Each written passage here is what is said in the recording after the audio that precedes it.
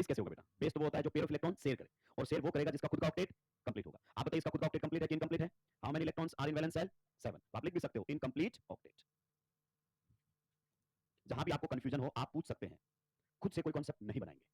आप और मैं एक ही साइड है, आपकी कोई इज्जत नहीं है कि सर मैंने छोटी सी बात पूछी तो बाजू वाले को कैसा लगेगा। लगने तो उससे क्या फर्क पड़ता है, क्योंकि हर दिन बाजू वाला बदलता रहेगा। तो आपकी कोई इज्जत नहीं है, और जब आपकी नहीं है तो हमारी भी कोई नहीं।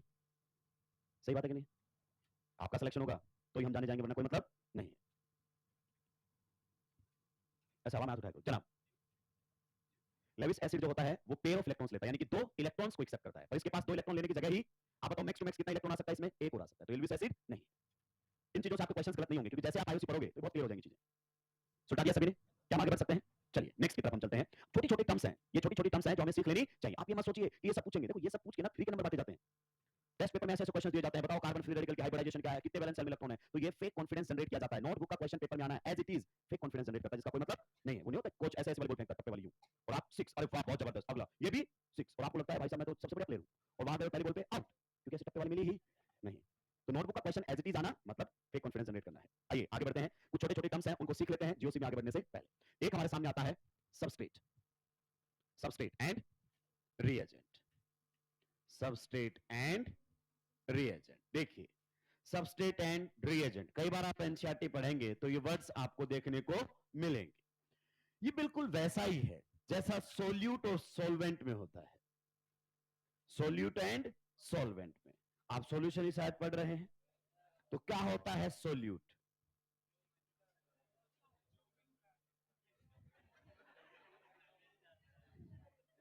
क्या होता है सॉल्वेंट? जो देखो ये जो होता है solute and solvent, there is no clear cut line, कोई क्लियर कट लाइन नहीं है। हाँ मोस्ट ऑफ द केसेस में आप ऐसे समझ सकते हैं। तो ऐसा ही हमारे पास होता है सबस्ट्रेट एंड रिएजेंट। आइए जरा ध्यान से सुनेंगे, बाद में लिखेंगे ना। मान लीजिए जब भी कोई रिएक्शन होती है बच्चे, तो रिएक्शन में हमारे पास क्या होते हैं? रिएक्टेंट। क्या होते हैं? रिएक्टेंट। मेरी बात को ध्यान से सुनिए। कुछ रिएक्टेंट सीधा रिएक्शन करके किस में चले जाते हैं? प्रोडक्ट में। कुछ रिएक्टेंट रिएक्शन करके सीधा किस में चले जाते हैं? प्रोडक्ट में। इस टाइप के रिएक्शंस को हम बोलते हैं एलिमेंट्री रिएक्शंस। कौन से रिएक्शन बोलते हैं? Elementary reactions. बताइए एलिमेंट्री रिएक्शंस का कोई इंटरमीडिएट होता है क्या?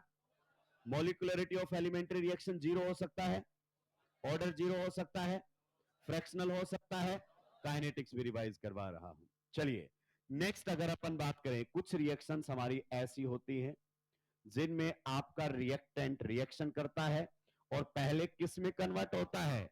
इंटरमीडिएट में। किस में कन्वर्ट होता है? इंटरमीडिएट के अंदर। क्लियर? और फिर वो किस में कन्वर्ट हो जाता है? प्रोडक्ट के अंदर। कई बार क्या होता है, प्रोडक्ट के साथ कुछ अजीब चीजें भी बन जाती है जो हम बनाना नहीं चाहते, तो हम साथ में उनको लिख देते हैं साइड प्रोडक्ट। क्या कहते हैं? Side product. मतलब कौन से प्रोडक्ट होते हैं? जो डिजायर्ड नहीं थे, जो मतलब हम नहीं चाहते थे लेकिन साथ में बनते हैं रिएक्शन के अंदर, उन्हें हम क्या कहते हैं? Side product. जैसे आप जानते हैं, मतलब आप मान लीजिए गार्डन में घास लगाना चाहते हैं, आपने तो घास लगाई थी लेकिन उसमें साथ में कुछ और पौधे भी। क्लियर? तो आप कह देंगे कि ये साइड प्रोडक्ट हमने नहीं लगाए थे, अपने आप लग गए हैं। तो मेन प्रोडक्ट जो हम बनाना चाहते हैं, जो नहीं बनाना चाहते थे वो भी बन गया, तो उसे हम क्या कह देते हैं? Side product. अब आते हैं साहब किस पर? इंटरमीडिएट पर। ये है साहब हम, ये है हम इंटरमीडिएट। टीचर का रोल इंटरमीडिएट का है। मतलब ना तो हम एग्जामिनेशन सेंटर में आपके साथ जाएंगे और ना ही जो रिजल्ट आएगा तब हम वहां पर होंगे। हम बीच में होते हैं, आपको पढ़ाते हैं और पढ़ा के निकल लेते हैं। इंटरमीडिएट का काम करते हैं हम। तो इंटरमीडिएट वो होते हैं जो ना रिएक्टेंट साइड होते हैं और ना ही प्रोडक्ट साइड होते हैं, जो बीच में बनते हैं और निपट जाते हैं। क्लियर?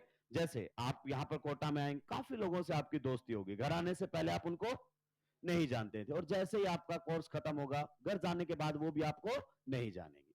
तो वो इंटरमीडिएट वाली रिलेशन कुछ यहां पर रहती है, मतलब in between the reactant and product. आइए इंटरमीडिएट मैं कुछ लिखता हूं, बच्चा बाद में कहता है आकर कि सर आपने बोला था ये इंटरमीडिएट होते हैं। अरे इंटरमीडिएट कुछ भी हो सकता है, in between the reactant and product मैं जो लिखने जा रहा हूं वो इन जर्नल बनते हैं। क्या बनते हैं? जो लिख रहा हूं केवल वही नहीं होते, उनके अलावा भी होते हैं। आप काइनेटिक्स पढ़ चुके हैं। कॉम्प्लेक्स रिएक्शन के अंदर आपके रिएक्टेंट और प्रोडक्ट के बीच में जो बनते हैं उन्हें हम क्या कहते हैं? इंटरमीडिएट।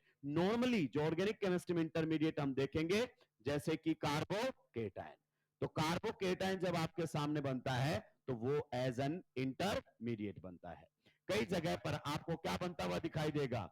Carbon free radical. क्या बनता हुआ दिखाई देगा? Carbon free radical. क्या ये पॉइंट आपको समझ में आ गया है? कई जगह आपको क्या बनता हुआ दिखाई देगा? Carb anion. क्लियर? कई जगह पर अगर अपन बात करना चाहें तो आपको नाइट्रीन भी बनता हुआ दिखाई देगा। अब आप ये मत समझ लेना कि इंटरमीडिएट 4 टाइप के होते हैं, ये आपके खुद की अंडरस्टैंडिंग है जो आप बना लेते हैं। मतलब इंटरमीडिएट ये भी होते हैं, ऐसे समझा करो। इनके अलावा भी कोई भी रिएक्शन के अंदर आ सकता है। आइए अब हम आते हैं इसके ऊपर। देखो दोनों में ही है रिएक्टेंट, तो ये आपकी कैसी रिएक्शन कहलाती है बच्चे? कैसी रिएक्शन कहलाती है? Complex reaction. सही बात है कि नहीं है? तो ये रिएक्शंस जिनमें इंटरमीडिएट बनते हैं वो कॉम्प्लेक्स, जिनमें नहीं बनते हैं वो एलिमेंट्री। तो ये भी आपका रिएक्टेंट है। रिएक्टेंट दोनों में ही होता है। तो आपके रिएक्टेंट को ही हम कितने टुकड़ों में तोड़ देते हैं? 2 टुकड़ों में। ये हमारे सामने है रिएक्टेंट, इसी को ही हम 2 टुकड़ों में तोड़ देते हैं। एक रिएक्टेंट को हम क्या बोलने लग जाते हैं? सबस्ट्रेट। और एक रिएक्टेंट को हम क्या बोलने लग जाते हैं? रिएजेंट। एक रिएक्टेंट को हम बोल देते हैं सबस्ट्रेट और एक रिएक्टेंट को हम बोल देते हैं रिएजेंट।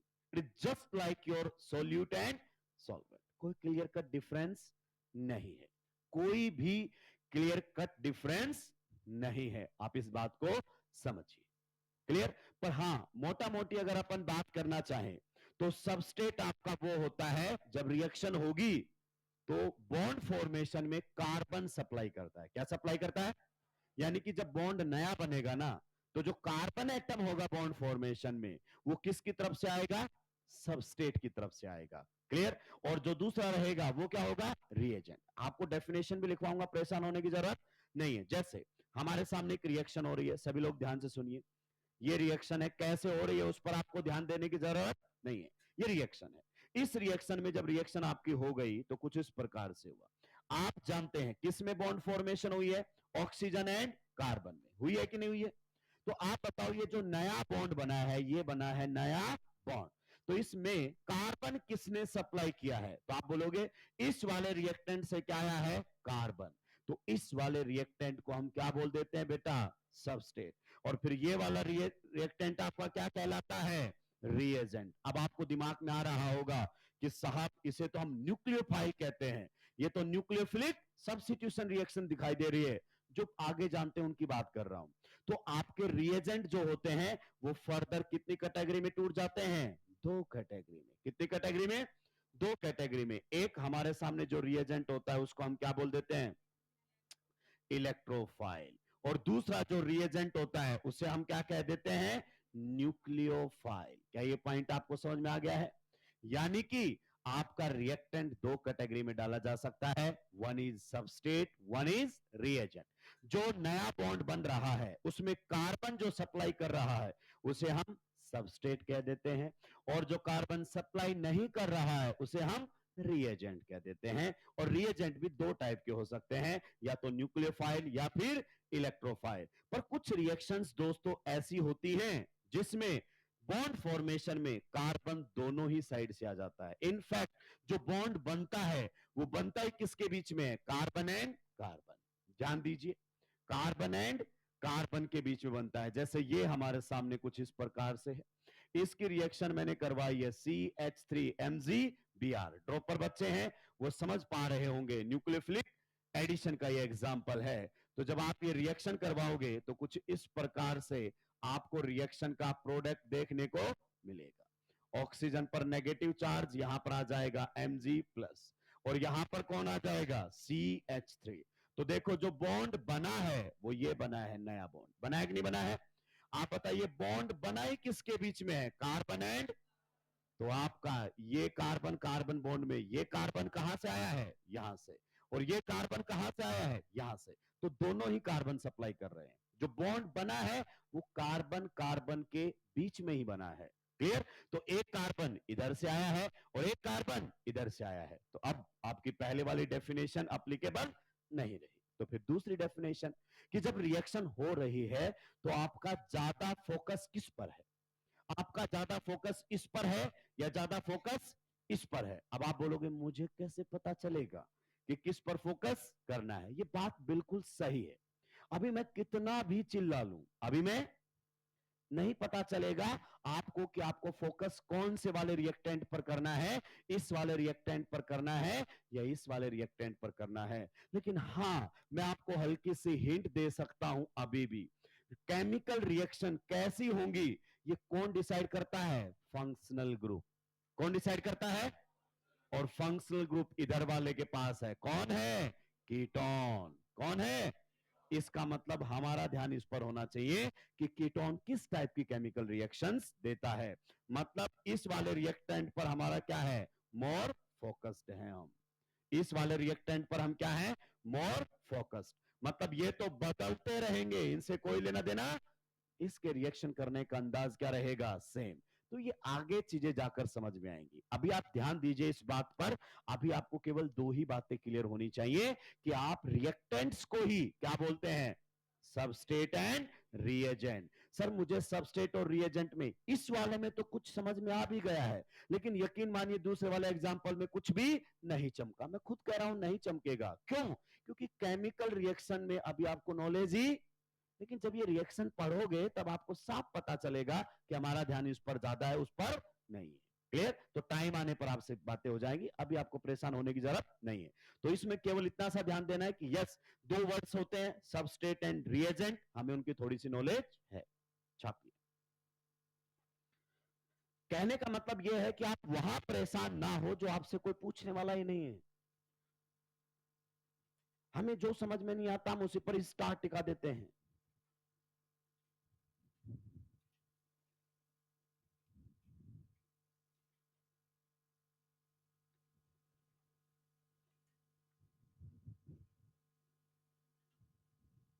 जल्दी जल्दी सुलटाएंगे भाई लोगों।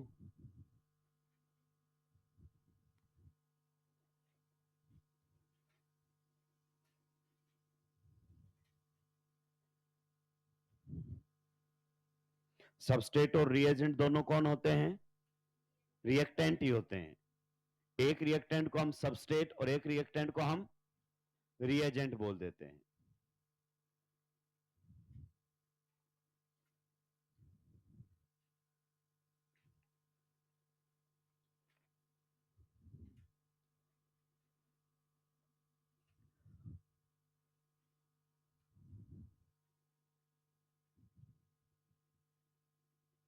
जो in between reactant and product बनते हैं उन्हें हम क्या बोलते हैं? इंटरमीडिएट। क्या इंटरमीडिएट आपके फाइनल रेट एक्सप्रेशन में आता है? नहीं, उसको हटाना पड़ेगा।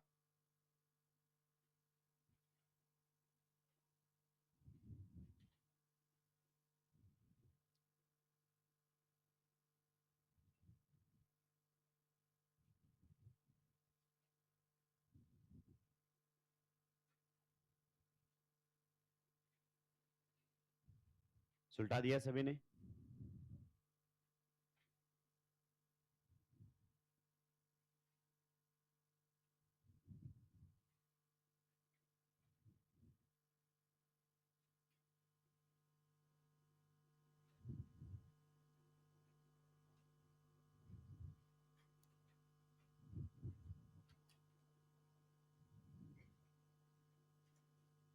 ये केमिकल रिएक्शन कैसे हुई इस पर बिल्कुल ध्यान देने की जरूरत नहीं है। इतना बताया है कि जब ये रिएक्शन हुई तो ये बॉन्ड बना कार्बन ऑक्सीजन के बीच में। तो इस बॉन्ड में कार्बन किसने सप्लाई किया है? इधर वाले ने। तो ये क्या कहलाएगा? सबस्ट्रेट। और दूसरे वाला क्या कहलाएगा? रिएजेंट। That's it.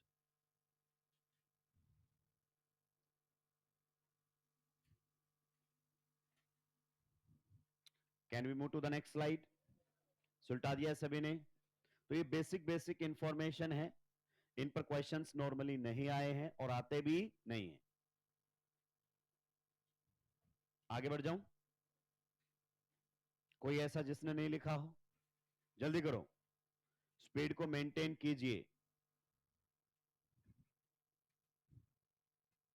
आप सुलटा दिया है, आगे बढ़ सकता हूं? चलिए सुलटाइए इसको जल्दी से।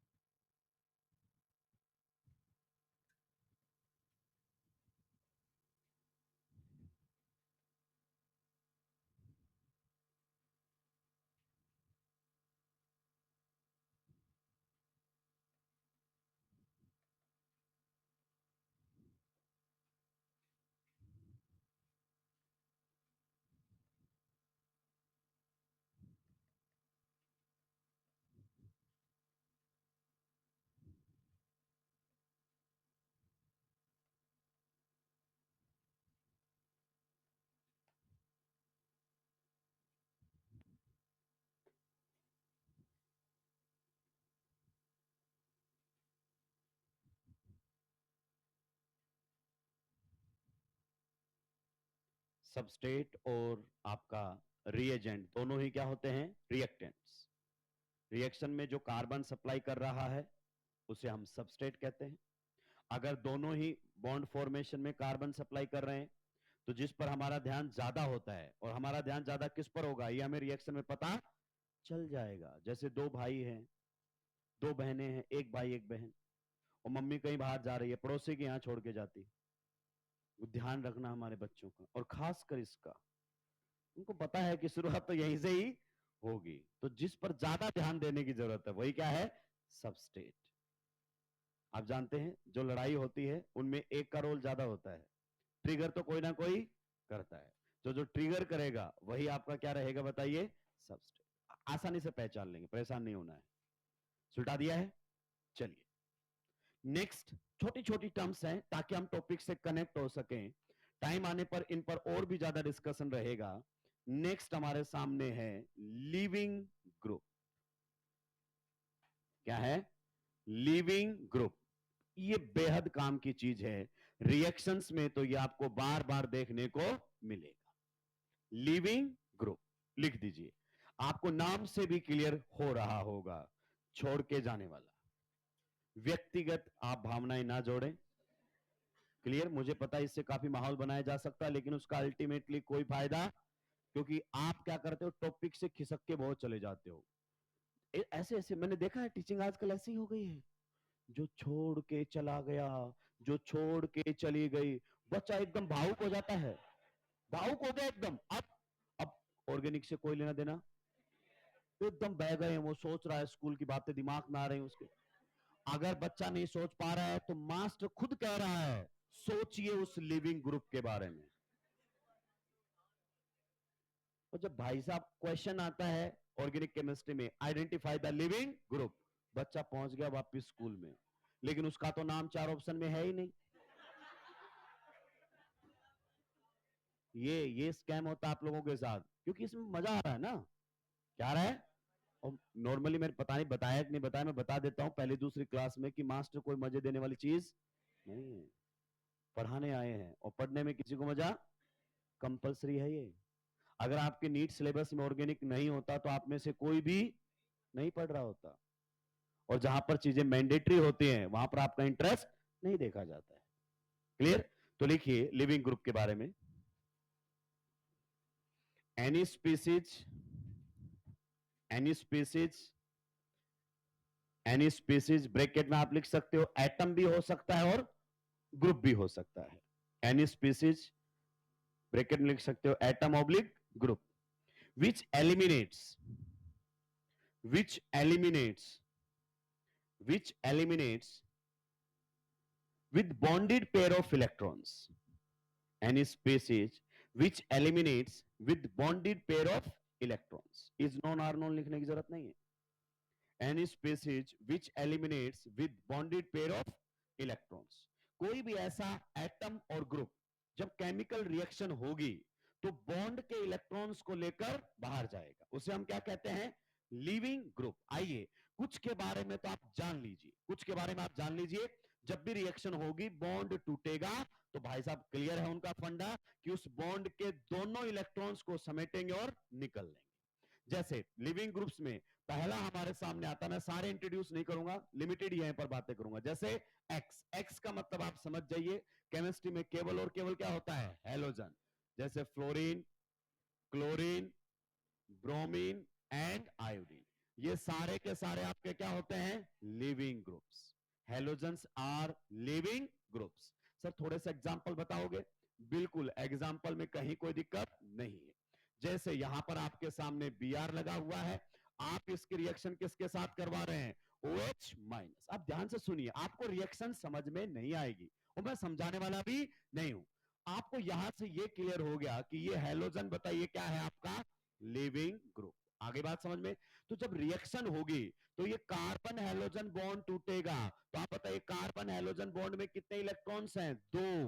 कितने इलेक्ट्रॉन्स हैं, एक कार्बन का और एक ब्रोमीन का। पर जब ये बॉन्ड टूटेगा तो दोनों इलेक्ट्रॉन्स लिविंग ग्रुप ही लेकर जाएगा। Leaving group always eliminates with the bonded pair of electrons, bond के दोनों इलेक्ट्रॉन्स को लेकर यहां से जाएगा। कैसे रिएक्शन हुई वो अभी मुद्दा नहीं है, पर आप समझिए दोनों इलेक्ट्रॉन्स आपका कौन लेकर निकल लिया है, ब्रोमीन। आप बताइए ब्रोमीन पर कैसा चार्ज आ गया है, नेगेटिव। क्यों? क्योंकि भाई साहब बॉन्ड फॉर्मेशन में इसने कितना इलेक्ट्रॉन दिया था, एक, लेकिन लेकर कितना गया है, दो, तो एक इलेक्ट्रॉन एक्स्ट्रा आया है। हिट्रोलाइटिक बॉन्ड फ्यूजन हुआ है। क्या हुआ है, हिट्रोलाइटिक बॉन्ड फ्यूजन। तो लिविंग ग्रुप बॉन्ड को हिट्रोलाइटिकली तोड़ते हैं। क्या ये पॉइंट आपको क्लियर हुआ? सर और एग्जांपल जैसे लिविंग ग्रुप्स में अगला एग्जांपल हमारे सामने आता है OH2+, और आपने इसके बारे में तो काफी बातें सुनी होगी। ये भी आपका एक लिविंग ग्रुप होता है। जैसे कोई केमिकल रिएक्शन होने के लिए आ रही है इस प्रकार से, CH3 CH2 और यहां पर कौन है, OH2+।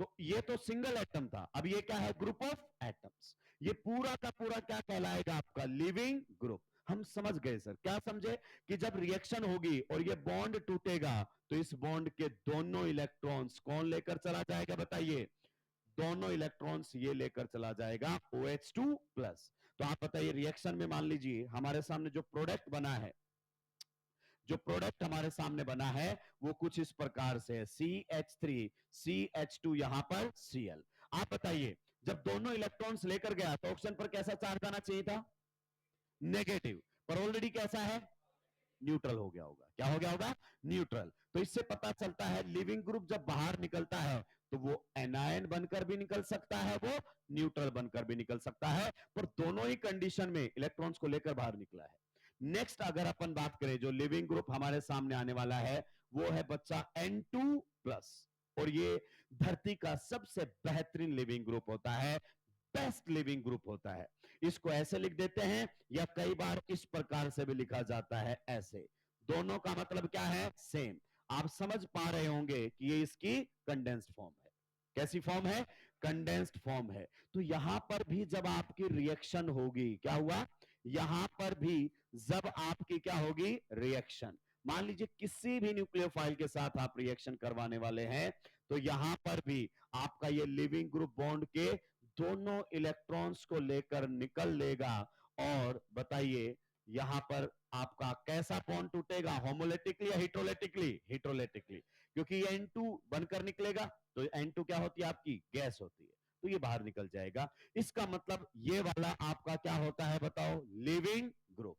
ये वाला आपका क्या होता है, लिविंग ग्रुप, और ये वाला क्या होता है, लिविंग ग्रुप।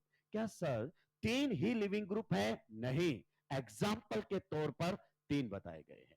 क्लियर? हमारी ऑर्गेनिक केमिस्ट्री में मैक्सिमम टाइम यही तीन आते रहते हैं और चीजें बेहद आसान हो जाती हैं। अब आप समझिए लिविंग ग्रुप क्या होता है, कोई भी एटम या फिर ग्रुप जब बॉन्ड टूटेगा तो बॉन्ड के इलेक्ट्रॉन्स को लेकर बाहर निकलेगा, उसे हम क्या कहते हैं, लिविंग ग्रुप। दोस्तों समझिए ऑर्गेनिक को समझने का क्या फंडा है। आप अपनी अप्रोच डिफाइन कीजिए ऑर्गेनिक केमिस्ट्री को, कैसे, जैसे आपको पहली बार क्या मिला, डॉग मिला, तो किसी ने बोला होगा ना कि भाई बच के रहना, काट लेता है, तो माइंड में वो इंफॉर्मेशन स्टोर हो गई कि भाई इससे बच के रहना है, ये काट लेना है। क्लियर? इसी प्रकार से मतलब किसी ने तो इंट्रोड्यूस करवाया होगा कि भाई शेर से बच के रहो, आप पे झपटेगा और आपको सुलटा देगा, तो हमें पता चल गया है। क्लियर? कि जब भी सामने आएगा तो बचाव करना है। अब जिसको नहीं पता, वो जंगल में जा रहा है, शेर आगे से खड़ा हुआ है, शेर उसकी तरफ देख रहा है और वो शेर की तरफ देख रहा है, और शेर मनी मन कुछ सोच रहा है कि कोई नॉलेज नहीं है मेरी, तेरे को कोई डेटा नहीं स्टोर मेरे बारे में। तो ऐसे ही ऑर्गेनिक केमिस्ट्री को सीखा जाता है। आज आपको पहली बार पता चला कि इसे क्या कहते हैं, लिविंग, इसे क्या कहते हैं, लिविंग, और इसे क्या कहते हैं, लिविंग। मतलब ये जब भी आएंगे बॉन्ड तोड़कर इलेक्ट्रॉन्स को लेकर बाहर निकल जाएंगे। ऐसे चीजों को समझना होता है ऑर्गेनिक केमिस्ट्री के अंदर। मैं तो सर पहली बार लिविंग ग्रुप पढ़ रहा हूं, तो क्या हुआ, अभी से दोनों क्या हो गए, बराबर। जो पहले जानता था वो भी, और आप आज जान गए हैं। सुलटाइए जल्दी से।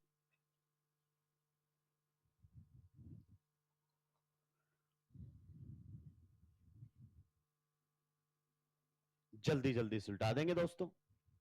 आप बोलोगे आप क्वेश्चन तो कुछ करवाए नहीं रहे हो इसके ऊपर। टर्म्स को इंट्रोड्यूस कर रहा हूं, क्योंकि जब तक हमें कुछ टर्म्स नहीं मालूम होंगी तब तक हम चीजों को ढंग से नहीं समझ सकते, और हर टॉपिक में फन क्रिएट करने की कोशिश नहीं होगी। हालांकि विद्या बालन जी ने एक बहुत अच्छी बात कही है, film industry and coaching industry तीन ही बातों पर चल रही है। किस पर? एंटरटेनमेंट, एंटरटेनमेंट और एंटरटेनमेंट।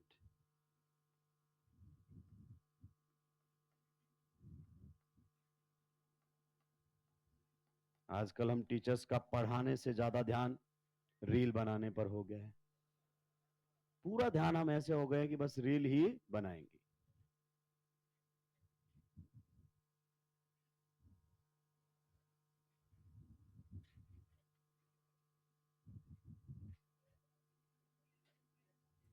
ऑलवेज। किसमें? हाँ, हेट्रोलाइटिकली बॉन्ड टूटेगा, मैंने बोला, आपने ध्यान नहीं दिया। लिविंग ग्रुप जब बॉन्ड तोड़ता है तो कैसे तोड़ता है? हेट्रोलाइटिकली। क्लियर? ये दोनों ही एग्जाम्पल आपके हेट्रोलाइटिक बॉन्ड क्लीवेज के हैं, यानी कि आयोनिक रिएक्शंस के हैं। सुलटा दिया है। अब जिस के बारे में हम बार बार बातें कर रहे थे, इलेक्ट्रोफाइल्स, न्यूक्लियोफाइल्स, अब इनको भी हम डिफाइन कर देंगे। तो जो बातें कही गई हैं कि बच्चे आगे बताई जाएंगी तो बताई जाएंगी, इतना ट्रस्ट आप कर सकते हैं।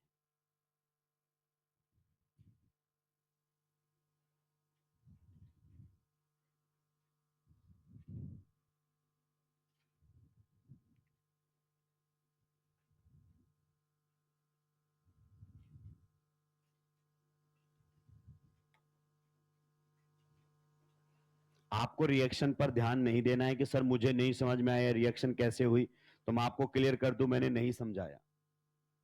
मैंने केवल आपको क्या देखना पहचानना बताया है, लिविंग ग्रुप।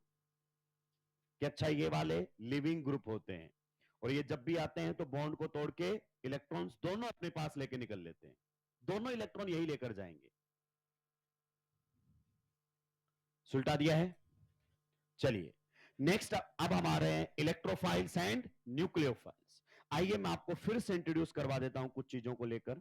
आप जानते हैं जब कोई रिएक्शन होती है तो उसमें क्या होता है आपका, रिएक्टेंट, और वो किस में कन्वर्ट हो रहे होते हैं, प्रोडक्ट के अंदर। आप बताइए ये एलिमेंट्री रिएक्शन है या कॉम्प्लेक्स? तुम्हें किसने बता दिया? मैंने कहा लिखा? ये किसने कहा? वाह, कमाल कर दिए हो, कमाल करते हैं आप सभी लोग।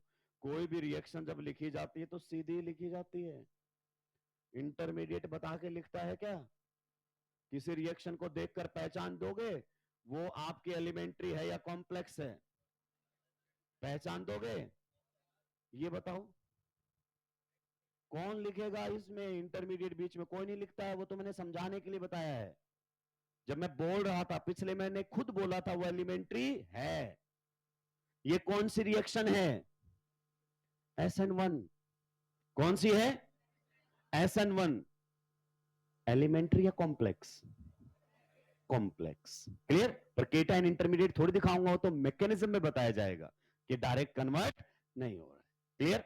तो ये आपकी कोई रिएक्शन है जिसमें रिएक्टेंट किस में कन्वर्ट हो रहे हैं, प्रोडक्ट में। ध्यान से पढ़ना, वरना काइनेटिक्स में ढंग से छिलूंगा मैं। SN1 की फुल फॉर्म बताना, unimolecular substitution reaction. And what is the molecularity? one. And the type of reaction, elementary or complex? But molecularity is not defined in case of complex reactions. Then why are you saying it is unimolecular? Time आने पर बताया जाएगा. आइए वापस लौटते हैं. ढंग से मतलब ढंग से. आइए, रिएक्टेंट को हमने दो पार्ट में तोड़ दिया था. कितने पार्ट में? दो पार्ट में. एक पार्ट को हमने क्या बोला बच्चे? सबस्ट्रेट. याद आया कि नहीं आया? डिस्कशन हो चुका है. एक पार्ट को हमने क्या बोला बच्चे? रिएजेंट. और इन्हीं रिएजेंट को हम कितने पार्ट में तोड़ देते हैं? दो पार्ट में. मेरे पास जगह नहीं है. कुछ को हम क्या बोल देते हैं? इलेक्ट्रोफाइल्स. क्या कह देते हैं? इलेक्ट्रोफाइल्स. और कुछ को हम क्या कह देते हैं? न्यूक्लियोफाइल्स. क्या ये पॉइंट आपको समझ में आया? तो आपके इलेक्ट्रोफाइल्स और न्यूक्लियोफाइल्स भी रिएक्टेंट ही होते हैं. पर रिएक्टेंट की स्पेशल कैटेगरी डाल दी. रिएक्टेंट को कितने टाइप में डाल दिया? दो में. One is substrate, one is reagent. और रिएजेंट को भी दो में तोड़ दिया है. एक को इलेक्ट्रोफाइल और एक को न्यूक्लियोफाइल. ये सारी इसलिए कह रहा हूं ताकि आप कंफ्यूज ना हो. जल्दी से सुलटाइए. अब हम वन बाय वन आएंगे इलेक्ट्रोफाइल पर और न्यूक्लियोफाइल पर.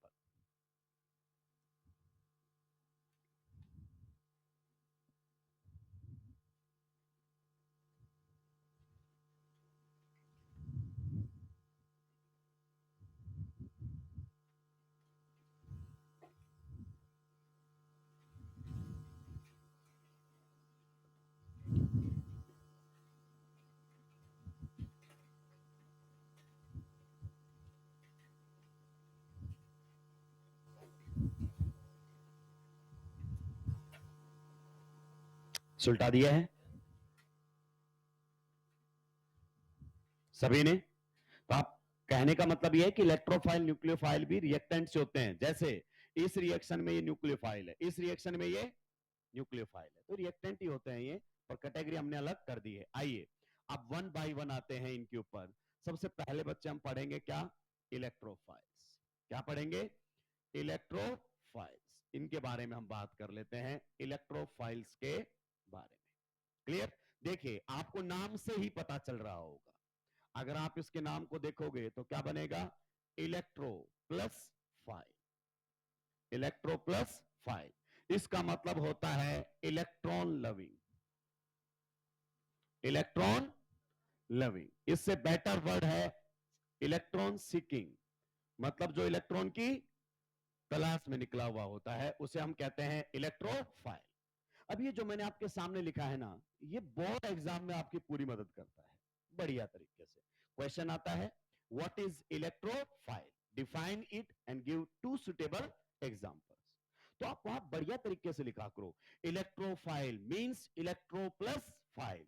इलेक्ट्रो मींस इलेक्ट्रॉन, मतलब इलेक्ट्रॉन. फाइल मींस लविंग, जो इलेक्ट्रॉन से प्यार करे. और ये रहे दो एग्जाम्पल. आपको पूरे नंबर मिलेंगे. कहीं कोई दिक्कत? पर हमारी दिक्कत थोड़ी अलग है. हमें बोला जाएगा कि पहचानिए इनमें से कौन इलेक्ट्रोफाइल है. यकीन मानिए नहीं पहचान पाओगे कौन इलेक्ट्रॉन से प्यार करता है. नहीं पहचान पाओगे. तो वो बुक इस लैंग्वेज है वहीं पर खत्म हो जाती है. और हम यही दिलचस्पी लेते हैं. Electrophile, electron loving species, electron. पता कैसे चलेगा? तो हमें इस डेफिनेशन पर नहीं जाना है. ये नाम की है, काम की नहीं है. तो फिर सर कैसे बात करेंगे? एक बार जरा लिखिए.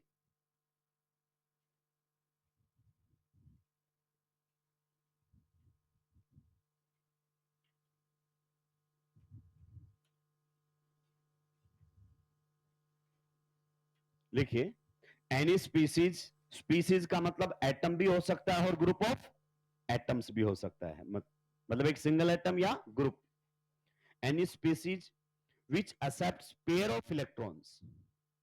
Any species which accepts pair of electrons in a chemical reaction. Any species which accept pair of electrons. Any species which accept pair of electrons in a chemical reaction. यानी कि केमिकल रिएक्शन में जो electrons को accept करेगा वो क्या कहलाएगा? Electrophile. Any species which accept pair of electrons in a chemical reaction. Next point लिखिए,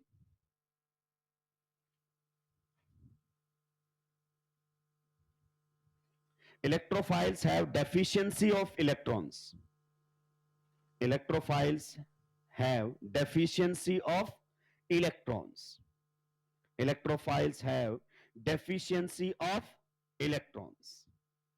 Electrophile have deficiency of electrons. आप ब्रैकेट में लिख सकते हो इलेक्ट्रॉन सीकिंग स्पीसीज, यानी कि इलेक्ट्रॉन्स की तलाश में निकले हुए, इलेक्ट्रॉन सीकिंग स्पीसीज यानी कि इलेक्ट्रॉन्स इनको चाहिए। अगला पॉइंट लिख दीजिए, electrophile attacks on electron rich site. Electrophiles attack on electron rich site. Site SITE मतलब जगह। Electrophile attacks on electron rich site. आप ब्रैकेट में लिख सकते हो न्यूक्लियोफाइल। जो इलेक्ट्रॉन रिच होते हैं उन्हें हम न्यूक्लियोफाइल कहते हैं, और जो इलेक्ट्रॉन डेफिशिएंट होते हैं उन्हें हम इलेक्ट्रोफाइल कहते हैं। तो इलेक्ट्रोफाइल बच्चे इलेक्ट्रॉन डेफिशिएंट स्पीसीज होती है, यानी कि जिनको इलेक्ट्रॉन्स चाहिए, यानी कि जब केमिकल रिएक्शन करने के लिए आएंगे तो ये रिएक्शन में इलेक्ट्रॉन्स को एक्सेप्ट करेंगे। What is a chemical reaction? A chemical reaction is exchange of electrons between two reactants. Electrons की शेयरिंग हो रही होती है, एक्सचेंज हो रहे होते हैं, उन्हें हम क्या कहते हैं, हम रिएक्शन। तो उसमें कोई इलेक्ट्रॉन दे रहा होगा, कोई इलेक्ट्रॉन ले रहा होगा। तो जो इलेक्ट्रॉन ले रहा होगा वो आपका क्या रहेगा, इलेक्ट्रोफाइल। क्या ये पॉइंट आपको क्लियर हुआ? तो जो इलेक्ट्रॉन ले रहा होगा वो रहेगा इलेक्ट्रोफाइल। अब इसमें एक लाइन लिखी है मैंने, और वो लाइन है इलेक्ट्रो डेफिशिएंट। क्या है, इलेक्ट्रो डेफिशिएंट। और भाई साहब इसके आप बहुत अलग अलग मतलब निकालते हैं, बहुत सारे। बच्चा अपना ही तरीके से सोच रहा है। इलेक्ट्रो डेफिशिएंट का मतलब सोचता है कि भाई साहब उसका ऑक्टेट इनकम्प्लीट। ये गलत है, ऐसा कुछ भी नहीं है। इलेक्ट्रो डेफिशिएंट आपको देखने से नहीं पता चलेगा, जरूरी नहीं है कि उसका ऑक्टेट इनकम्प्लीट ही हो। ये गलत है, ऐसा कुछ भी नहीं है। आइए, जैसे मैंने आपके सामने कार्बोकेटाइन रख दिया, आप समझते जाइए मेरी बातों को। ये रख दिया है, इस कार्बन के ऊपर कैसा चार्ज है, पॉजिटिव। आप बताइए कार्बन के वैलेंस सेल में कितने इलेक्ट्रॉन्स हैं, 6 इलेक्ट्रॉन्स। सही बात है कि नहीं है? 6 इलेक्ट्रॉन्स आपके इसके वैलेंस सेल में है। इसका मतलब इसका क्या है, इनकम्प्लीट ऑक्टेट। क्या है, इनकम्प्लीट ऑक्टेट। अब बताइए, इसमें सबको पता चल रहा है कि भाई इसको इलेक्ट्रॉन्स चाहिए, ये रिएक्शन करेगा तो इलेक्ट्रॉन्स को एक्सेप्ट करेगा। तो इसको इलेक्ट्रोफाइल बोलने में, इसको इलेक्ट्रोफाइल बोलने में बच्चे को कहीं कोई दिक्कत नहीं है कि ये तो सर इलेक्ट्रोफाइल है। अब आप इसमें बताइए कौन एटम इलेक्ट्रॉन्स एक्सेप्ट करेगा इस पूरे मॉलिक्यूल के अंदर? आप जानते हैं हाइड्रोजन को जरूरत नहीं है। तो जो एटम इलेक्ट्रॉन्स एक्सेप्ट करता है उसे हम कहते हैं इलेक्ट्रोफिलिक सेंटर। क्या कहते हैं, इलेक्ट्रोफिलिक सेंटर। और शायद आप मेरी बातों पर ध्यान नहीं दे रहे, सेंटर मतलब एटम, कि कौन सा एटम है जो इलेक्ट्रॉन्स को एक्सेप्ट करेगा। तो कार्बन को इलेक्ट्रॉन्स की इसमें रिक्वायरमेंट है। ये बच्चे को बहुत अच्छे से समझ में आया, कहीं कोई दिक्कत नहीं, बढ़िया तरीके से समझ में आ रहा है। अब दूसरा एग्जांपल मैं आप लोगों के सामने रख रहा हूं, सभी लोग जरा इधर ध्यान दीजिए। जैसे CO2, जैसे कि CO2। अब मैं बोलता हूं कि CO2 इलेक्ट्रोफाइल है। बच्चा बोलता है ये कैसे है साहब, थोड़ा समझाइए हमको। आइए मैं आपको बता देता हूं। CO2 में ऑक्सीजन का भी ऑक्टेट क्या है, कंप्लीट। कार्बन का भी ऑक्टेट क्या है, अब डाइजेस्ट नहीं होता है, अब डाइजेस्ट। ये कैसे इलेक्ट्रोफाइल है, ये कैसे इलेक्ट्रॉन डेफिशिएंट स्पीसीज है, किसको इलेक्ट्रॉन्स की कमी महसूस हो रही है? सभी का तो ऑक्टेट कंप्लीट है इसके अंदर। समझ नहीं आ रहा सर? देखिए मैं आपको पढ़ाऊंगा रेजोनेंस में। ये एक लुईस स्ट्रक्चर आपने बनाई है। क्या बनाई है? इसमें आपको नहीं पता चलेगा किसको इलेक्ट्रॉन्स की जरूरत है, लेकिन मेरे भाई जैसे ही रेजोनेंस पढ़ोगे तो क्लियरिटी आने लगेगी। आप जानते हैं इस बॉन्ड में पोलैरिटी है, कार्बन की En कम और ऑक्सीजन की En ज्यादा। क्लियर? तो जब यहां पर ये बॉन्ड टूटेगा तो आप बताइए बॉन्ड किसकी तरफ टूटेगा, मोर En या लेस En? मोर En। जिसकी इलेक्ट्रॉन नेगेटिविटी ज्यादा, तो हेटेरोलाइटिकली बॉन्ड क्लीवेज में दोनों इलेक्ट्रॉन उसी को मिलेंगे। तो यहां पर दोनों इलेक्ट्रॉन किसको मिल गए हैं बताइए? दोनों इलेक्ट्रॉन ऑक्सीजन को। और कार्बन पर कैसा चार्ज आ गया है? Positive. And now you will find it is having 6 electrons in valence shell. Now it is electron deficient.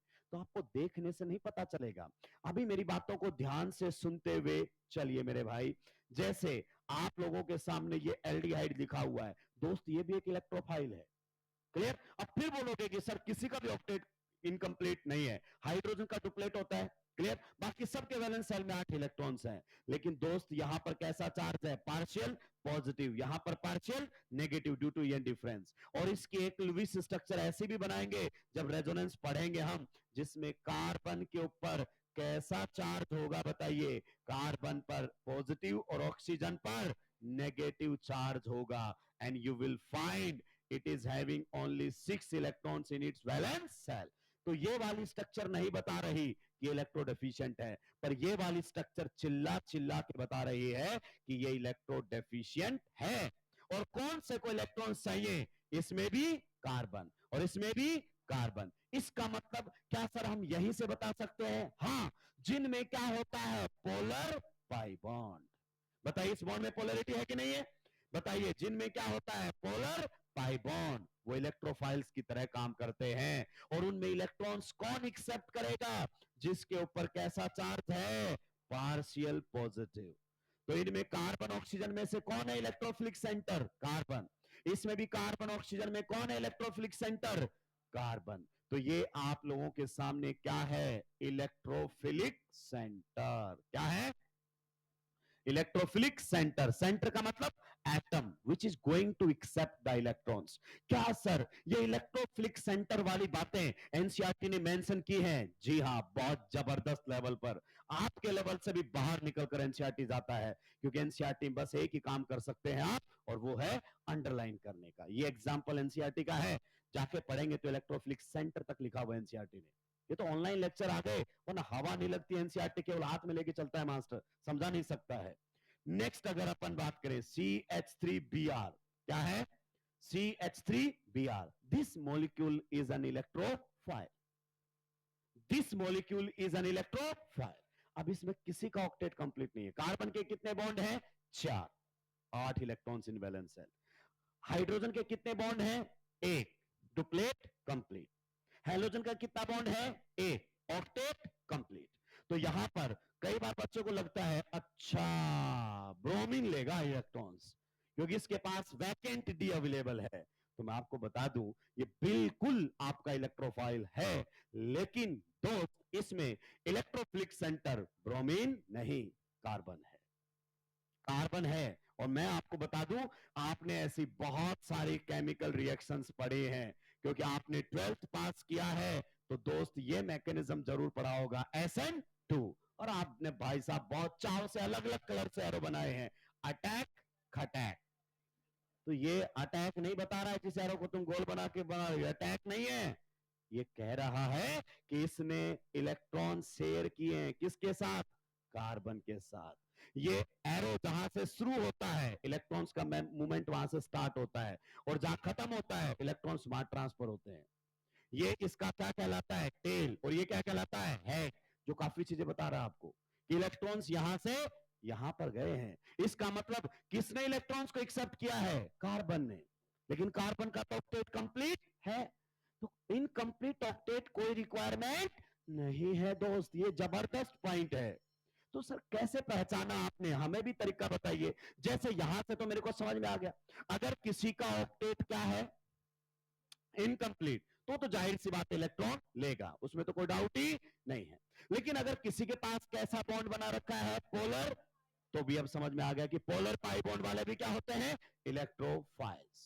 और उसमें इलेक्ट्रोफिलिक सेंटर कौन होगा? जिस पर है पार्शियल पॉजिटिव। सही बात है कि नहीं है? और सर इसमें नहीं समझ में आ रहा, मैंने थोड़ा सा गैस किया था कि शायद ब्रोमीन इलेक्ट्रॉन ले ले, लेकिन आपने तो वो भी मना कर दिया कि ब्रोमीन इसमें इलेक्ट्रॉन नहीं लेगा, कार्बन लेगा। ये मैं कैसे समझू सर? आइए मैं आपको बता देता हूं किस प्रकार की बातें हैं। बहुत आसान है ऑर्गेनिक केमिस्ट्री, अगर आपकी अप्रोच सही है। आपने बीआर को अभी अभी जाना है कि ये कौन है, लिविंग ग्रुप, और आप जानते हैं ये छोड़ के निकलने वाला है। तो जिस एटम से कौन जुड़ा होता है, लिविंग ग्रुप, वो इलेक्ट्रोफाइल बन जाता है। यानी कि जिनके पास लिविंग ग्रुप होता है वो इलेक्ट्रोफाइल्स होते हैं। तो ये पूरा मॉलिक्यूल किसका काम करेगा, electrophile. And now who is the electrophilic centre, यानी कि कौन सा एटम लेगा जिस पर लिविंग ग्रुप जुड़ा हुआ है, this is the electrophilic centre, this is the electrophilic centre, ये आपका इलेक्ट्रोफिलिक सेंटर रहने वाला है। यानी कि जिनके पास लिविंग ग्रुप होते हैं वो भी इलेक्ट्रोफाइल होते हैं, जिनमें पोलर पाई बॉन्ड होता है वो भी इलेक्ट्रोफाइल होते हैं, और जिनके पास इनकम्प्लीट ऑक्टेट या पी ऑर्बिटल अवेलेबल होता है इलेक्ट्रॉन एक्सेप्ट करने के लिए, या डी ऑर्बिटल यानी कि इलेक्ट्रॉन एक्सेप्ट कर सकते हैं, वो भी क्या होते हैं, इलेक्ट्रोफाइल्स। तो मैं अगली क्लास में इसको 3 कैटेगरी में डाल दूंगा। एक,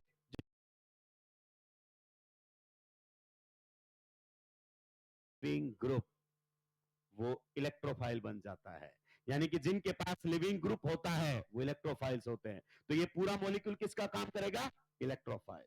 and now who is the electrophilic centre, यानी कि कौन सा एटम लेगा जिस पर लिविंग ग्रुप जुड़ा हुआ है, this is the electrophilic centre, this is the electrophilic centre, ये आपका इलेक्ट्रोफिलिक सेंटर रहने वाला है। यानी कि जिनके पास लिविंग ग्रुप होते हैं वो भी इलेक्ट्रोफाइल होते हैं, जिनमें पोलर पाई बॉन्ड होता है वो भी इलेक्ट्रोफाइल होते हैं, और जिनके पास इनकम्प्लीट ऑक्टेट या पी ऑर्बिटल अवेलेबल होता है इलेक्ट्रॉन एक्सेप्ट करने के लिए, या डी ऑर्बिटल यानी कि इलेक्ट्रॉन एक्सेप्ट कर सकते हैं, वो भी क्या होते हैं, इलेक्ट्रोफाइल्स। तो मैं अगली क्लास में इसको 3 कैटेगरी में डाल दूंगा। एक, जिनके पास या तो वैकेंट पी या डी होगा, दूसरा जिनके पास पोलर पाई बॉन्ड होगा, और तीसरा जिनके पास लिविंग ग्रुप होगा। दोस्त ध्यान से सुनिए, ये एग्जांपल एनसीईआरटी का है, इलेक्ट्रोफाइल न्यूक्लियोफाइल समझा रहा है, एनसीईआरटी वही दिया है, और ये एग्जांपल भी एनसीईआरटी का ही है।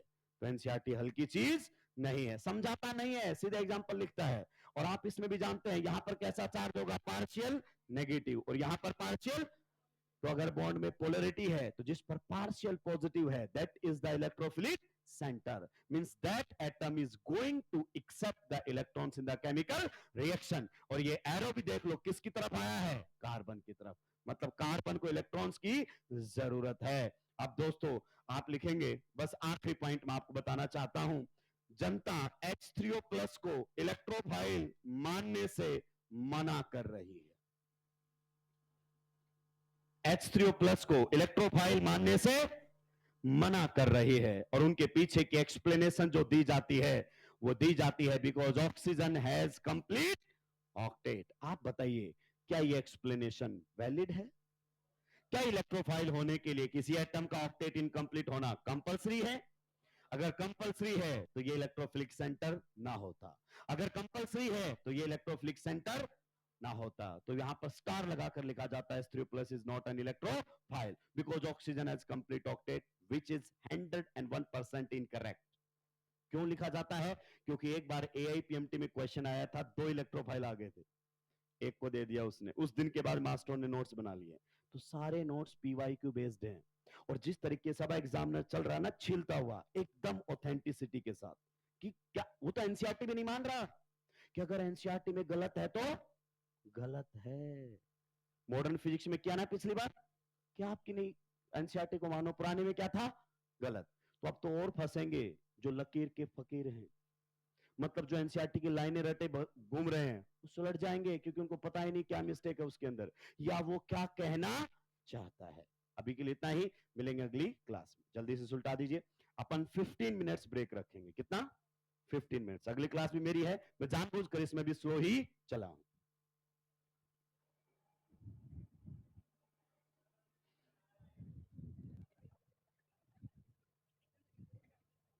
Good morning.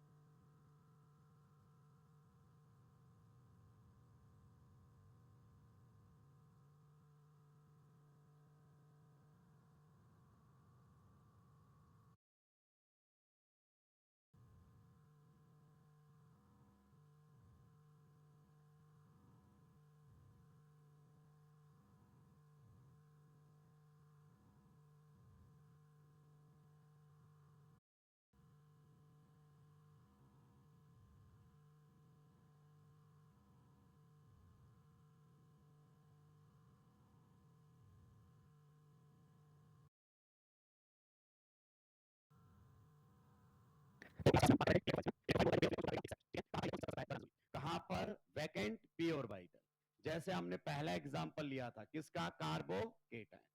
आप सब जानते हैं कार्बोकेटाइन में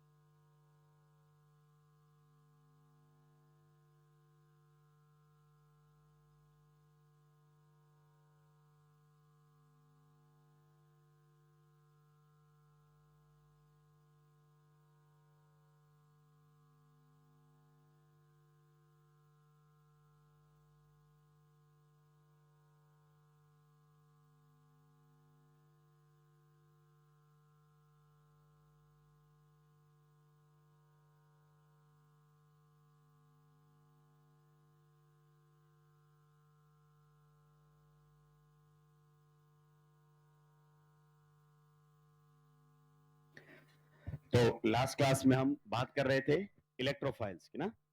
इलेक्ट्रोफाइल वो होता है जो पेयर ऑफ इलेक्ट्रॉन्स को क्या करेगा, एक्सेप्ट। ठीक है, कहां कहां इलेक्ट्रॉन्स एक्सेप्ट कर सकता है, जरा ध्यान से सुनिए। कहां पर, वैकेंट पी ऑर्बिटल, जैसे हमने पहला एग्जांपल लिया था किसका, कार्बोकेटाइन। आप सब जानते हैं कार्बोकेटाइन में कार्बन का ऑक्टेट क्या है, इनकम्प्लीट, मतलब इसके पास अभी भी पी खाली है, जो वैकेंट पी दिखाया था। इलेक्ट्रॉन एक्सेप्ट कर सकता है, जी हाँ। कुछ ऐसे होते हैं जो इलेक्ट्रॉन्स एक्सेप्ट कर लेंगे किसके अंदर, वैकेंट डी ऑर्बिटल में। और दोस्तों इनको पहचानने में आपको दिक्कत आएगी, बिकॉज ये पूरा किसका पार्ट है, आईओसी। ये तो इलेक्ट्रॉनिक कॉन्फ़िगरेशन पर ही आपको पता चलेगा। जैसे एग्जांपल के तौर पर मैं आपके सामने लिख दूं यहां पर PCl5, या फिर अगर अपन बात करना चाहें PCl3, तो आप जानते हैं फास्फोरस के पास वैकेंट 3d ऑर्बिटल अवेलेबल होता है। लेकिन आपको डरने की जरूरत नहीं है। अभी आप ये समझो, मैं कभी नहीं पूछूंगा कि कौन सा इलेक्ट्रोफाइल है, इनमें से कौन है कौन नहीं, क्योंकि थ्रू आउट द रिएक्शन यही पढ़ने वाले हैं। अब आ गई है बातें एमओटी की। किसकी बातें आ गई हैं, एमओटी, सिग्मा स्टार, यानी कि sigma anti bonding molecular orbital, pi star मतलब पाई एंटी बॉन्डिंग मोलिकुलर ऑर्बिटल। और सर आप बात कर रहे हो sigma star pi star MOT की, और आप तो जानते हैं हमारी हालत वीबीटी में ही खराब है, तो मैं बचा ले गया हूं आपको, ऑलरेडी जानते हो आप, मतलब हाँ आप जान चुके हैं। जैसे अगर अपन बात करें CH3Br, जिनमें लिविंग ग्रुप होते हैं, वहां कार्बन इलेक्ट्रॉन सिग्मा स्टार में ही लेता है। कहां लेता है, कवर हो चुका है, परेशान होने की जरूरत नहीं है। लिविंग ग्रुप वाला बताइए कहां पर इलेक्ट्रॉन ले रहा होगा, सिग्मा स्टार। जैसे अगर आपसे कोई पूछे कि बताओ Cl2 इलेक्ट्रोफाइल है कि नहीं है एक्स, एक्स का भी एक्स बन सकता है, एक्स, एक्स का भी एक्स बन सकता है, मतलब ये आपका लिविंग ग्रुप है कि नहीं है, हेलोजन लिविंग ग्रुप है कि नहीं है, भले ये हेलोजन से ही क्यों ना जुड़ा हो, कोई फर्क पड़ने वाला नहीं है। तो अगर हेलोजन हेलोजन से जुड़ा है तो भी किसका काम कर रहा है, लिविंग ग्रुप का। तो ये इलेक्ट्रॉन सिग्मा स्टार में लेते हैं, किस में लेते हैं, सिग्मा स्टार। अब आ जाते हैं पाई स्टार, और आप पढ़ चुके हैं पाई स्टार वालों को, क्या बात कर रहे हो सर, पोलर पाई बॉन्ड वाले, कौन से वाले, पोलर पाई बॉन्ड। यहां पर आप जानते हैं पार्शियल पॉजिटिव, यहां पर पार्शियल नेगेटिव। तो यहां पर सिग्मा सॉरी पाई स्टार के अंदर इलेक्ट्रॉन्स जाते हैं। पर आपसे कभी नहीं पूछेगा इलेक्ट्रॉन कहां एक्सेप्ट करेगा, कभी पूछने वाला ही आपसे तो सिंपल सा पूछेगा इलेक्ट्रोफाइल है या नहीं। देखिए ये किसका पार्ट है, ओसी, ये भी किसका पार्ट है, ओसी, ये वाले दोनों में आईओसी का इन्वॉल्वमेंट रहता है, तो इनमें आपको दिक्कत आ सकती है, पर धीरे धीरे ये सारी चीजें क्लियर हो जाएंगी, आपको परेशान होने की जरूरत नहीं है। तो जल्दी से सुलटा देंगे। अगर मैं बात करूं इलेक्ट्रोफाइल्स को, तो मैं कितनी कैटेगरी में रख सकता हूं? 3 कैटेगरी में। इलेक्ट्रोफाइल्स की अगर मैं बात करूं तो 3 कैटेगरी के अंदर आप रख सकते हैं। एक हमारे सामने आएगा वैकेंट पी या वैकेंट डी वाले, vacant P oblique vacant D orbital वाले। दूसरे अगर अपन बात करें तो कौन से आएंगे? पोलर पाई बॉन्ड वाले, पोलर पाई बॉन्ड। और तीसरी कैटेगरी में हमारे सामने कौन से आएंगे? लिविंग ग्रुप वाले। इसीलिए मैंने आपको क्या पढ़ाया था? Leaving group. तो अब आप इनको धीरे धीरे आइडेंटिफाई करना सीख जाएंगे, रटना नहीं है। कुछ अगर नहीं चमका है तो भी परेशान नहीं होना एग्जाम्पल्स में, क्योंकि अभी शुरुआत हुई है। रिएक्शंस में ये आगे आते रहेंगे, आपके सामने आएंगे तो आपको रटने की जरूरत ही नहीं पड़ेगी। बच्चा क्या करता है, आज जाके सारे एग्जाम्पल रटता है, मत रटिए। बस इलेक्ट्रोफाइल क्या होता है इतना समझ लीजिए, आगे रिएक्शंस में मैं क्लियर कर लूंगा। हमारी तरीका ही बहुत अजीब होता है। आज शायद Cl2 किसी को इलेक्ट्रोफाइल नजर नहीं आता हो, लेकिन जब वो एल्कीन की रिएक्शन Cl2 के साथ पढ़ेगा तो साफ नजर आएगा Cl2 उसको इलेक्ट्रोफाइल। आइए कुछ एग्जांपल्स हम यहां पर बातें कर लेते हैं जिनमें वैकेंट पी या वैकेंट डी होगा। H प्लस आपका क्या है? एक इलेक्ट्रोफाइल, हालांकि इसके पास तो s ऑर्बिटल खाली है, एक्सेप्शनल केस है। उसके बाद अगर अपन बात करें R प्लस, आप बताइए R का मतलब पॉजिटिव चार्ज किस पर है? कार्बन। और कार्बन के वैलेंस शेल में कितने इलेक्ट्रॉन्स होंगे? 6 इलेक्ट्रॉन्स। सिमिलरली अगर अपन बात करें X प्लस आ जाता है, तो ये भी आपके सामने क्या रहेगा? इलेक्ट्रोफाइल। यानी कि Cl पॉजिटिव आ जाए कभी, Br पॉजिटिव आ जाए कभी, I पॉजिटिव आ जाए कभी, ये सब के सब क्या बनेंगे? इलेक्ट्रोफाइल्स। नेक्स्ट अगर अपन बात करना चाहें, हमारे सामने CH2 ये आ जाए, इसे हम बोलते हैं कार्बीन। क्या बोलते हैं? कार्बीन। बताइए कार्बन के वैलेंस शेल में कितने इलेक्ट्रॉन्स हैं? काउंट करो। कार्बन के वैलेंस शेल में कितने होते हैं? 4। इस प्रकार से लिख दूं मैं, एक बॉन्ड हाइड्रोजन के साथ, दूसरा बॉन्ड, 2 ही बॉन्ड बनाए हुए। अब बताओ कितने इलेक्ट्रॉन्स हुए? 2, 2 4 और 2 ऑक्टेट। कंप्लीट या इनकम्प्लीट? तो लोन पेयर को देखकर कंफ्यूज मत हो जाना, अभी भी ऑक्टेट क्या है? इनकम्प्लीट। इसी प्रकार से अगर हाइड्रोजन की जगह क्या लगा दिए जाए? क्लोरीन, तो अभी भी इसका ऑक्टेट क्या है? इनकम्प्लीट। इसे क्या बोला जाता है? डाई क्लोरोकार्बीन। जो ड्रॉपर हैं वो इसको पहचानते होंगे, ये राइमर टीमेन रिएक्शन का इलेक्ट्रोफाइल होता है। तो ये सारे इलेक्ट्रोफाइल्स आगे केमिकल रिएक्शन में आएंगे। मतलब सर अगर मेरे को याद नहीं हुए तो मुझे घबराने की जरूरत नहीं है, नहीं। और मैं तो कहता हूं फालतू में रटने की कोशिश भी मत करो। अभी जितना समझ में आ रहा है उतना ठीक है, आगे आकर तो सारी चीजें हमें क्लियर होनी ही है। चलिए, और अगर एग्जाम्पल्स की अगर अपन बात करना चाहें तो इसी प्रकार से हमारे सामने नाइट्रीन भी होता है। नाइट्रीन, जहां पर नाइट्रोजन पर क्या है? Lone pair. देखो नाइट्रोजन पर कितने लोन पेयर हैं? 2। बट स्टिल इसके वैलेंस शेल में कितने इलेक्ट्रॉन्स है बताओ? 6। 6 इलेक्ट्रॉन्स। लेक्चर नंबर 1 बेहद इंपॉर्टेंट है, बेहद इंपॉर्टेंट। नाइट्रोजन के वैलेंस शेल में कितने इलेक्ट्रॉन्स होते हैं बताओ? 5। कितने इलेक्ट्रॉन्स होते हैं? 5। कितने बॉन्ड बना रखे नाइट्रोजन ने? 1। तो देखो ये बच गया एक लोन पेयर, ये बच गया। तो कितने इलेक्ट्रॉन हुए अभी बैलेंस सेल में बताओ? एक बॉन्ड का मतलब 2, 2 4, 2 इनकम्प्लीट ऑक्टेट है अभी। सो इनकम्प्लीट ऑक्टेट का मतलब इलेक्ट्रॉन्स एक्सेप्ट करेगा। तो ये भी आप लोगों के सामने क्या है? इलेक्ट्रोफाइल। सिमिलरली आगे चलकर आपको पता चलेगा BH3 बोरॉन का भी ऑक्टेट क्या है? इनकम्प्लीट। कई बार इसको B2H6 लिख देते हैं, तो ये आईओसी का पार्ट है कि बोरॉन का ऑक्टेट कैसे इनकम्प्लीट है। अभी परेशान मत होइए, आपको पता चल जाएगा। लुइस एसिड होता है ये BF3, ये भी क्या है आपका? Lewis acid. नेक्स्ट अगर अपन बात करें AlX3, X का मतलब आप समझ गए होंगे, हेलोजेंस। इसी प्रकार से FeX3, ये भी आपके लुइस एसिड होते हैं। नेक्स्ट अगर अपन बात करना चाहें PCl3, एंड PCl5। ये सारे के सारे आपके क्या होते हैं? इलेक्ट्रोफाइल्स। मतलब इतने ही नहीं है, आगे आते रहेंगे, रटने की जरूरत नहीं है, आगे आते रहेंगे। रिएक्शन में ये खुद आएगा, रिएक्शन में ये खुद आएगा, ये सारे रिएक्शंस में आएंगे, याद हो जाएंगे कि इलेक्ट्रॉन्स एक्सेप्ट कर रहे हैं। तो जितने चमक रहे हैं उतने चमकने दो, क्योंकि इसमें मेन प्रॉब्लम आपकी आईओसी की आएगी। बहुत सारे बच्चों को नहीं पता कि इसमें BH3 में बोरॉन की हाइब्रिडाइजेशन क्या है। बहुत सारों को नहीं पता कि BH3 में बोरॉन के पास एक वैकेंट p है। तो जब आईओसी पढ़ लोगे तो सारी चीजें क्लियर हो जाएंगी। नेक्स्ट, हाँ, अब आपका पार्ट कौन सा शुरू हो गया है? ओसी वाला। अब क्लियर हो जाएगा। जैसे पोलर पाई बॉन्ड वाले, बताइए फॉर्मल्डिहाइड आपका इलेक्ट्रोफाइल है कि नहीं है? कैसे? Because it contains polar pi bond. Polar pi bond दिख रहा है, सीधा बोलो इलेक्ट्रोफाइल। नेक्स्ट बताओ, SO3 इलेक्ट्रोफाइल है कि नहीं है? बिकॉज सल्फर में और ऑक्सीजन में क्या है? Polarity, EN difference. तो पोलर पाई बॉन्ड वाले आपके जो भी हैं वो सारे के सारे इलेक्ट्रोफाइल्स हो जाएंगे। जैसे RCN क्या है? Electrophile. There will be partial positive, there will be partial negative. इसी प्रकार से इवन कीटोन्स भी आपके क्या हैं? Electrophile, partial positive, partial negative. Even अगर अपन बात करना चाहें तो आपका CO2 भी क्या है? Electrophile. There is partial positive, there is partial negative. तो जिनमें पोलर पाई बॉन्ड होते हैं वो सब के सब दोस्तों क्या होंगे? Electrophiles. And which atom will be the electrophilic centre? जिस पर पार्शियल पॉजिटिव लिखा हुआ है, मतलब that atom is going to accept the electrons in the chemical reaction. क्या ये पॉइंट आपको क्लियर हुआ? तो इसमें ये मत सोचो कि मैंने सारे लिख दिए। जैसे आपके सामने ये वाला एग्जांपल आ गया है, आप बताओ इसको इलेक्ट्रोफाइल बोलोगे कि नहीं बोलोगे?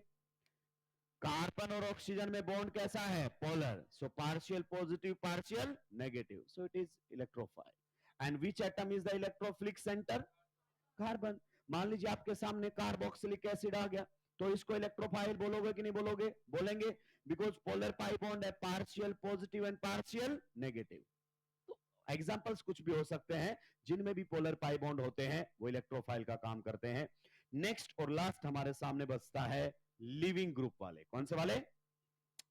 लिविंग ग्रुप वाले। लिविंग ग्रुप में अगर अपन बात करना चाहें, एक तो ये अभी हम डिस्कस करके आए हैं, जैसे CH3 CH2X आ गया, X का मतलब हेलोजन, लिविंग ग्रुप, इलेक्ट्रोफाइल है। And which one is the electrophilic centre? Carbon. और बताइए इसके अंदर example, CH3 CH2 OH2 plus, बताइए क्या ये इलेक्ट्रोफाइल है? जी हां, because OH2 plus is leaving group. Next अगर अपन बात करें, मान लीजिए हमारे सामने फिनाइल इस प्रकार से दिया हुआ है और यहां पर कौन जुड़ा हुआ है? N2 plus. बताइए क्या ये भी इलेक्ट्रोफाइल है? जी हां, because N2 plus is the leaving group. क्या ये पॉइंट आपको समझ में आया? नेक्स्ट और सबसे जबरदस्त, आपके X2 भी क्या होते हैं? Electrophiles, halogens, Cl2 Br2 I2 सब इलेक्ट्रोफाइल्स होते हैं। और इसका रीजन मैं दे चुका हूं कि X अगर X से जुड़ जाए तो भी क्या रहेगा? Leaving group. तो इसमें भी एक हेलोजन किसकी तरह काम कर रहा